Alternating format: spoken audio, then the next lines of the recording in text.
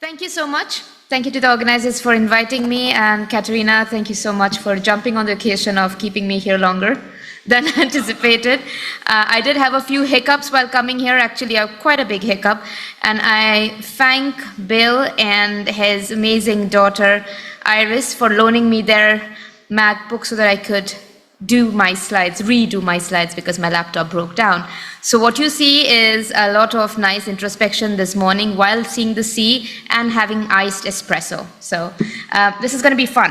The reason why I talk about EGPA as a unique story of lung autoimmunity is was the very first thought of what that E in EGPA stands for. So hopefully in the next 25 to 30 minutes, I'll be telling you the story of why and how we've been looking into EGPA and possibly answer some of the answers that we have with the current Mandara trial. These are my disclosures. I do have some relationship with industry, considering that I have grants that's paid to the institution, but my endowed chair has nothing to do with AstraZeneca. Anything that I'm presenting today does not have conflict with any of my conflicts here. In fact, I think they have more conflict with me considering the way I do my work. Right. Cannot start EGPA talk without giving a shout out to Jacob Churg and Lottie Strauss, who using 13 patient series described this phenomena on autopsy samples. And one of the most unique thing that they found out here was all the 13 patients from the autopsy of these patients were all fatal asthmatics. They all had severe asthma. So this was only the clinical symptoms based on which thereafter the ACR6 criteria were developed. Clearly, it was a a disease that affects a number of different organs. And when you really try to understand what might be underlying that pathology, it was Charles Jeanette and Ronald Falk who in their landmark paper found out that serum from patients with EGPA lights up neutrophils, and neutrophils one of the most abundant granulocytes in our blood. So I've taken the photograph right from their slide here. So you have a cytoplasmic ANCA pattern and the periplasmic ANCA pattern. And just very briefly, if we really want to look at the pathomechanism of it, B cells are central because it's an autoimmune disease. Say if you have a B cell that recognizes an antigen and makes the antibody A1, it's supposed to do it. Then it has an anti-idiotypic response and instead recognizes another antigen, and now that makes antibodies. Now this other antigen or this B2 cell is not supposed to make that antibody anymore because it is not the right target, but you do not have the right regulatory function. Here it's T cells, it could be B cells, and the antibodies keep on, the titers keep on going up. That is the basis of it. And then in EGPA, the main this B2 or this A2 is nothing but antigens that are present in neutrophils. They surface out, usually MP or PR3 are the most common antigens that Falk and Jeanette themselves showed. And when you have these antigens and a lot of these B cells that are in anomaly, they make lots of these anti-neutrophil cytoplasmic antibodies that affects further the neutrophils and makes it release reactive oxygen species and affects the endothelium. So when we look at the EGPA as a disease with its ANCA positive, it's only in 40% of the diagnosed patients. So more than half of them are negative. And I like this slide because it kind of tells you the overlap of this disease spectrum across and its similarity with severe asthma patients who are eosinophilic, requires prednisone for maintenance, and also the hypereosinophilic syndrome patients. And within EGPA itself, the ANCA negative patients who have a certain kind of more pulmonary cardiac involvement versus the positive ANCA patients who have a more renal involvement. So it's a huge spectrum and there's really this need to understand the pathology. So based on it, this is back in 2014 when I got recruited to study EGPA because my interest was autoimmunity. Some of the unresolved uncertainty that we immediately picked up was, Why is a disease characterized by increased peripheral eosinophils? Because that is the diagnostic criteria. And the tissue eosinophilic infiltration, because biopsies confirm the vasculitis, the eosinophilic infiltration. Why is it associated with an anti-neutrophil autoantibodies? Why is it then not NGPA, right? So the E in EGPA was really the enigmatic factor for me that made me cross the seas and move to McMaster. So is eosinophilia and autoimmunity interconnected? And what is the role of eosinophils? Why is the presence of ANCA essentially not associated with every diagnosed case of EGPA when the mechanism is pretty obvious? Is the population of ANCA negative EGPA patients essentially an anomaly in the measurement, sampling from the wrong compartment, wrong epitope? We don't know. And do patients with severe respiratory involvement have a more lung-specific compartmentalized response? And lastly, to start it all, can we detect ANCA in that compartment, in the sputum or in the bowel, irrespective of their serum ANCA status? So this was the start of the story, and it is a tale of lung autoimmunity. So I first give the shout out to Dr. Nair and Dr. Khalidi, who really helped give me the clinical insight, because I didn't even understand what EGPA was. And then Shruti Thomas, who was a then master's student I supervised, who is now a full-fledged pediatrician in Vancouver. So let's look at the table 1. We recruited 23 EGPA patients, all of them 4 out of 6 criteria or above. 19 severe asthma patients confirmed not to have EGPA. They were severe asthmatics on prednisone, and 13 age and sex matched healthy. Please note that the recruitment happened before the age of, like, the era of biologics, so none of them was really on MEPO or Bendo or anything. So these are biologic naive patients. And what you see here is within the EGPA and the severe asthma population, their OCS dosage is very, very comparable. They both have eosinophilia and sputum. The ANCA the ANCA positivity is in half of the EGPA patients, and the one person who was ANCA positive in severe asthma did not have EGPA. Right, the experimental approach was we recruited and characterized the patients, especially the clinical criteria. We also had their previous blood test. Samples were collected, sputum was collected, processed as per the Pizzicini-Hargreave method. The peripheral blood was collected, so we have matched sputum and matched blood. Sputum samples were run through the immunoprecipitation protocol.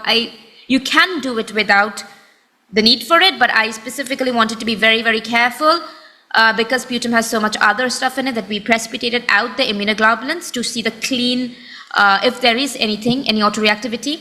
The ANCA slides that we used were a diagnostic it's a diagnostic kit. I just used it for serum and for sputum. You'll see I've validated it.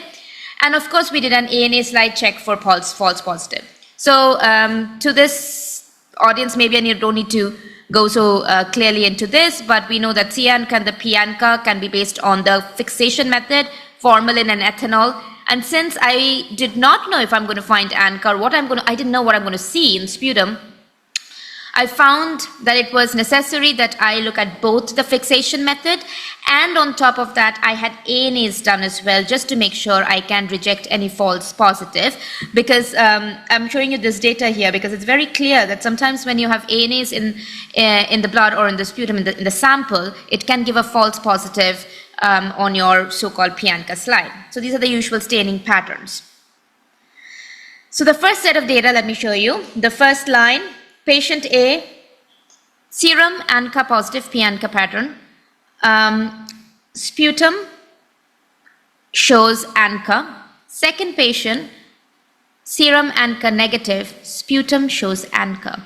ANCA reactivity is atypical. It is sometimes it gives the typical P-ANCA form pattern. Sometimes it gives a C-ANCA pattern. Sometimes it gets a atypical C-ANCA pattern because the way it lights up on the formalin slides versus the ethanol slides. The point is, when we did the intensity score, so what we did is we did two methods. One, very experienced cytologists looked through and made a subjective scoring, and second, we did a MATLAB where we binarized the method to pick up the positives. First thing we did, using both the method, we saw if we can pick up the serum ANCA positivity using this method for those we know were serum ANCA positive, and it was very clear it was. Now in the sputum ANCA, we saw 75% of patients having a significantly higher ANCA intensity score, and this is irrespective of whether they had serum ANCA or not. And we did not see it much in the healthies, eosinophilic asthma barely much. We made the intensity based on the 95th percentile, and that's how we got this first set of data. When we look at the sputum positive and the seropositive and we stratify these patients, so in the first line, EGPA patients, out of the 23, in total, 17 patients, it's about 75% patients who have sputum ANCA positivity, as in the score is high. 7 of them are sputum positive and seropositive, and about 10 of them are sputum positive but seronegative. The fun starts when we start looking at the clinical characteristics, and here you can see that when you have a sputum positivity, every one of them, all 10 patients who had sputum positive, seronegative, all of them had asthma confirmed on methacholine test, all were below below 0.05, so they were severe asthmatics. They had sputum eosinophils or evidence of free eosinophil granules, all of, again, 8 out of 10 for the sputum positive seronegative and 6 out of 7 for the sputum positive seropositive, and there was polyps and usual pulmonary infiltrate. So the pulmonary involvement in patients who had sputum ANCA was very, very high compared to the sputum negative. So why is the disease, again, we're going back to the same question, why is the disease characterized by increased eosinophils, and yet we look at an anti-neutrophil antibody, and clearly we are seeing ANCA, which means it is in the sputum. And this brings me to the work that I was doing at the same time out of my own accord, was to look for antibodies against eosinophils and eosinophil peroxidase in severe asthma. And at this time, it was going in parallel. So obviously, I was developing both the method, and what we found was you can have antibodies against eosinophil peroxidase, which is, again, a peroxidase that is really specific when eosinophils degranulate. This autoantibody is present in the severe patients. The OCS SEA are patients who are severe asthmatics, have eosinophilia despite being on daily prednisone. Mixed patients are those patients who are on a step 5 and yet have recurrent infections. So the very difficult patients that respirologists have to deal with. And almost 2/3 of this population had evidence of anti-EPX IgG. So I'm going to show you that what it looks like. So this is an eosinophil. You can see the blue DAPI in the first line, nice bilobed nuclei. Second panel is when you have added immunoglobulins that is taken from sputum, derived, like immunoprecipitated out. First line is from a healthy, that was me. I didn't have any sputum autoantibodies. My eosinophils in the green didn't light up. The second one was a severe asthma patient who had a very high titer of autoantibodies. His green really nice and lit up. EPX is a confirmation that that is an eosinophil, but in the overlay image, what you're seeing is a lot of hotspots between the EPX and the green, which is the autoantibodies. So that is exactly what we're seeing in the ELISA. When we look at EGPA now, in the EGPA sputum, in the green, you can see that the EGPA patient sputum has a lot of autoreactivity that is picking up on eosinophils. Just the way it is picking up in neutrophils, it's picking up in eosinophils. But it is not anti-EPX. You can see that there is not much hot spots that is coinciding with the EPX. And when we then did the anti-EPX, there was no significance. There were 3 or 4 patients that had a little bit of reactivity, but really that was not the main target. So what is the target? Anti-MPO? No. So we did an anti-MPO ELISA, and only a few of them had anti-MPO, but they have sputum autoreactivity. They have the reactivity. So what is going on? So we did a comprehensive autoantibody profiling for sputum ANCA target using a 123 microarray, and this is published. So what we did is we never found a specific target. It's not like all of them have an anti-MPO IgG in the airway, or all of them have an anti-PR3 or something. They all had a mixed bunch, but they were all products that would be released from an eosinophil or a neutrophil degranulation. So if you look at the paper, it's in the supplementary, there's a whole table, each patient what they had. So it's a very polyclonal event. What do the sputum ANCA do? So we know that ANCA causes neutrophil traps. It activates neutrophils, releases reactive oxygen species, and of recent we know it releases extracellular traps. So let me walk you through this. The first micrograph is that of a non-specific IgG. You can see it is mostly blue. There is no green, which means there is no extracellular DNA or histone that is being picked up. The second one is a patient who is sputum ANCA negative. So when I take the immunoglobulin, the sputum immunoglobulins out, they don't have autoantibodies, so you don't see much green there. The next one is again another sputum ANCA negative from EGPA. You don't see much reactivity there. The neutrophils are not bursting out. The next two are sputum ANCA positive from an EGPA sputum, and I also took a sputum ANCA negative from a severe asthma, because severe asthma patients would have the autoantibodies. So in the EGPA sputum ANCA, there was a higher chance of NETosis compared to when you take an ANCA negative severe asthma, but they still do have NETosis. But the next we wanted to see was the eosinophil. Remember the EGPA, EGPA? So eosinophil extracellular traps was just about introduced, and this landmark paper from Peter Weller's lab in Harvard showed that even eosinophils, just like neutrophils, release extracellular traps, and they can be released by immune complexes. So IgG, so it was fascinating for me, and I set up the experiment, exactly the same experiment with eosinophils. And with eosinophils, you're seeing a much more robust eosinophil traps being released from ANCA, right? So that was my answer to whether there could be a link between eosinophils and autoimmunity, and that started about 10 years of my research thereafter, trying to understand eosinophil as a potentiator for airway autoimmunity and possibly the E in EGPA. So when you have ANCA-triggered eosinophil cytolysis, you're having your eosinophil extracellular traps. When you have an eosinophil extracellular trap event happening, you are releasing a lot of danger-associated molecular patterns like galectin-10, HMGB1. I did not put it here. HMGB1 is a big one. You have the galectin-10 becoming crystallized CLC, you have release of EPX, and you have release of peroxidases, but most importantly, the granules release, and the granules are again cluster bombs. They can release even more granule proteins, and all your cytokines come out. So it's a secretagogue, it's an arsenal literally that can come out and cause lots of inflammation and tissue damage. So ANCA in the airway with eosinophils in it is bad idea. If it starts, it can then potentiate and sustain if there is airway autoreactivity. And I am showing this to you because that's under a scanning electron microscope. So if you can appreciate, that's a neutrophil flimsy. They have nice, it's nice spider webs. Those eosinophils, they look like Dunlop tires. They look so thick and they don't break down. So you imagine if your airways have that, how much of problem it can cause. So that brings us to targeting eosinophils. So maybe now that we know the E is an EGPA, then if once you take the eosinophils out, how does it work? So the Mandara study specifically selected patients who had eosinophilia and didn't really have that exacerbation vasculitis component.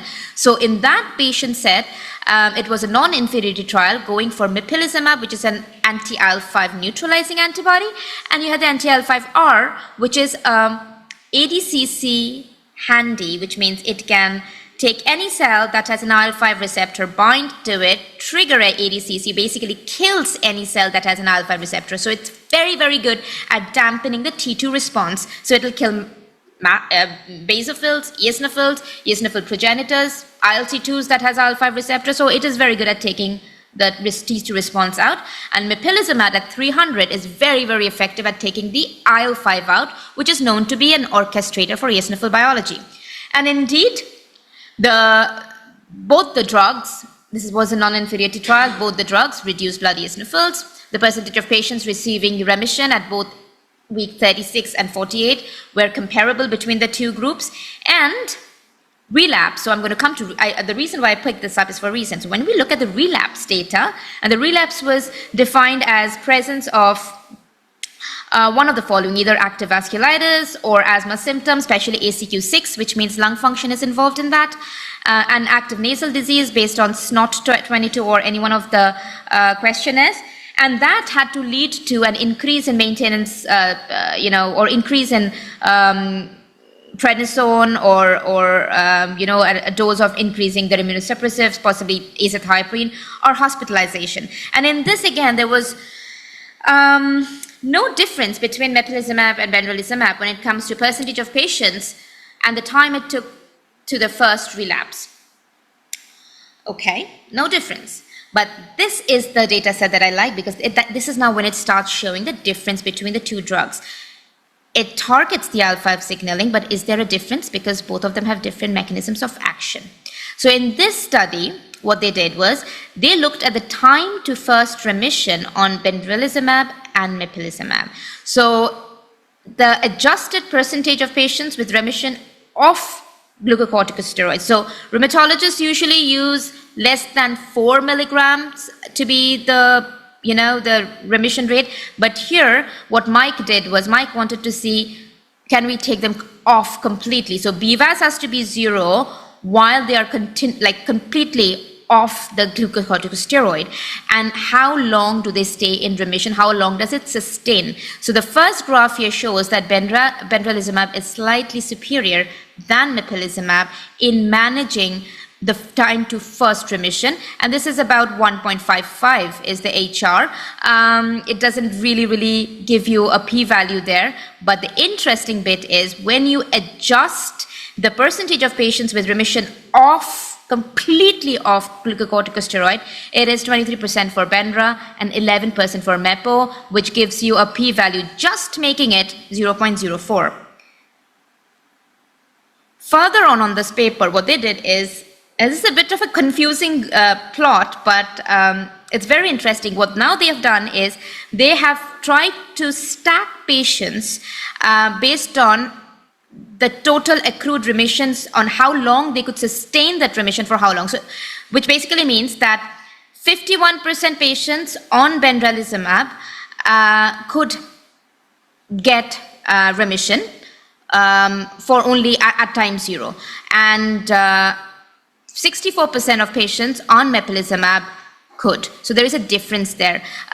No patients, so the right on the top where you have this blue line, which means could they sustain remission for more than 36 weeks? The truth is no patient on Mepo could, while patients on Benra could. So basically what they're trying to say is somehow benralizumab patients are likely to achieve steroid-free remission, and no patient on Mepo achieve remissions more than 36 weeks. That's what I could get from this data. And I was like, okay, this is pretty cool. Then Piram did this next set of analysis on the same Mandara study trial. Now he wanted to see what was the effect of reduction of oral corticosteroids. So not completely taking it off, but the steroid sparing. And in this, what he showed was there is an odd ratio, that the risk ratio is significant for Benra, which means the time to first or sustained reduction to less than 4, or at least by 50%, are similar between the groups, but more benralizumab patients than the mepolizumab patients can completely withdraw the glucocorticosteroids, and second, also sustain complete withdrawal until 52 weeks. The number of, it's not a lot, it's only 24% for Benra, you can see, only 24% who can maintain it until 52 weeks, but it's only 10% for Mepo. So now you can see the difference between the two drugs, which I think becomes important clinically because you want your patients to do well, and you want them to do well for long enough. You want them to achieve, remission. You want to know which drug should be given to them. So these two studies really showed it, that Benra may have a little bit of an upper hand, even though the main trial, Mandara trial, was a non-inferiority and showed both the drugs were equally good. So here is when our mechanistic sub-study showed a little bit of a idea as to why that would be. So because COVID had struck, I could not get my patient side, like my N equal to 24 in each arm, but we did have 9 patients on mepolizumab and 7 patients on benralizumab who completed the sub-study. And in that, we showed that Benra was actually significantly better. The proportion of patients absolutely reducing the sputum eosinophils, Benra was a better drug at that. And the next we looked at was reduction of sputum ANCA. So the first one is a positive control, second one is a negative control, third column is pre-treatment. So I'm showing you an example of a patient. Pre-treatment, the patient had sputum ANCA. At V2, post-treatment ANCA, sputum ANCA is gone. So you can see that when you look at the sputum ANCA differences between Mepo and Benra, you don't see a difference in that manner, but when you do a delta change, that's when it becomes very, very clear that on Mepo there is actually an increase in sputum ANCA. And I'm going to speak about this tomorrow, that something very similar happened in severe asthma, where on Mepo the autoimmune component went higher. And tomorrow I'll talk about that mechanism, which very well fits into this. And that's the reason I designed this study, was to check if there could at all be an increase or something in the Mepo patients versus the Benra. And what we also see is the difference in sputum ANCA is happening when there is EPX still available in the airway, which means the airways are still having a lot of eosinophil degranulation and eosinophil peroxidase is continuously being released. The increase in sputum ANCA, which associates with EPX, also associates with the release of citrullinated H3, which we could detect in the sputum, which means there was etosis happening. So which means there is ANCA there is eosinophil still there, and it's causing ANCA-associated etosis.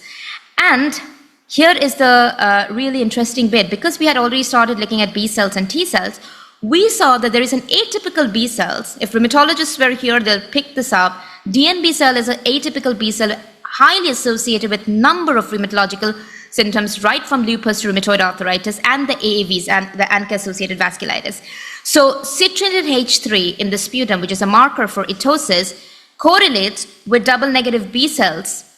And this is just a small sample size, and we are seeing these differences. So the question was, post-treatment increase in double negative B cells associates with the etosis marker. So what is the link? Could the etosis activate atypical B cells, or is the double negative B cell sustaining an ANCA production? Is that the reason why what Mepo cannot keep down? Hence, after a while, those patients cannot be taken off glucocorticosteroid as well as the other patients. So this kind of gave us some clue or answer. To those in the audience, a little bit of a sciencey confusogram. All you need to look at is double negative B cells are not in the germinal centers, they are outside, they're extrafollicular. They are memory switched, which means they can make antibodies. They do not need to have a typical T cell, antigen presenting cells and that interaction. If they're in the right microenvironment, they can differentiate, activate, and start making antibodies. So that is what needs to be out from this. And they usually increased with disease flare-ups. So we had a whole panel of B cells. This is my student Nadia, who's been completely doing all the work on this. And we created a very clear panel to look at both blood and sputum. And here is the cool thing. In the blood, PBMC, in the sputum of patients with EGPA, irrespective of their ANCA status, there is a significant increase in these atypical B cells, the same ones that we saw post-mepolizumab in the Bandaras trial.